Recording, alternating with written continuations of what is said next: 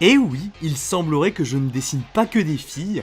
J'aime bien le rendu même si j'ai dû le retoucher sur Photoshop après la vidéo, mais je pense que j'aurai quand même besoin d'entraînement. C'est pas encore exactement le niveau que j'aimerais atteindre. J'ai mis exactement 1h04, c'est encore un peu lent, parce que j'ai dû pas mal me concentrer sur l'anatomie, mais je pense qu'à partir de là, c'est juste une question d'habitude. Venons-en au chapitre 122 de Solo Leveling. Il semble être le dernier chapitre de transition avant le début du prochain gros arc. On part sur le premier raid que Tseng fera tout seul grâce à la permission qu'il a pu avoir au chapitre précédent.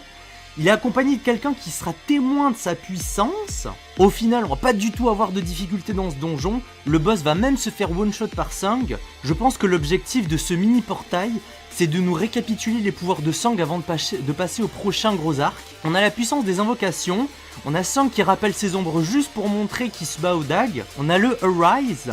On a les level up de toutes les compétences pour rappeler toutes les compétences justement que Tseng possède. Et on finit ce chapitre sur ce qui semblerait être le début du plot du prochain arc, un immense portail noir qui s'est ouvert au-dessus du Japon. Jusqu'ici, on avait eu un portail rouge qui était présenté comme un méga danger pour tout le monde. Je ne suis même pas sûr qu'il y ait déjà eu dans l'histoire de Solo Leveling jusqu'à maintenant, donc hormis le visual novel, un portail noir de cette ampleur. Pour ma part, je dirais que c'est pas un simple donjon avec un boss à la fin, mais que c'est peut-être plutôt un personnage important, comme par exemple le royaume d'un monarque, et que du coup le monarque serait en quelque sorte le boss final. Je veux pas trop avancer de théorie pour le moment parce qu'on n'a pas grand chose, mais je commence quand même à me poser quelques questions, comme par exemple est-ce que les pouvoirs de tous les chasseurs actuels vont augmenter, ou est-ce qu'il y aura peut-être une vague d'éveil d'un coup, parce qu'on a pas mal insisté sur le fait que les portails amènent le pouvoir aux chasseurs, donc un portail de cette ampleur ça voudrait potentiellement dire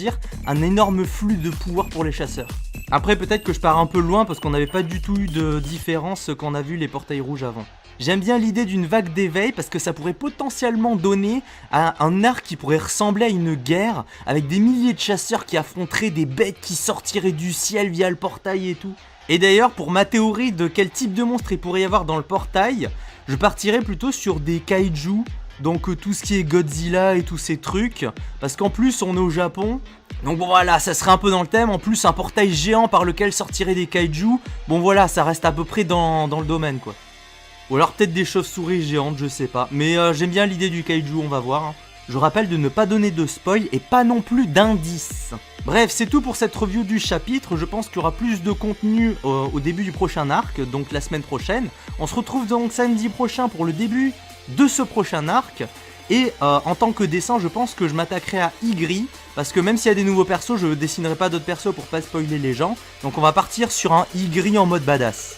A plus tout le monde, Et n'oubliez pas de vous abonner et de laisser un pouce bleu, merci.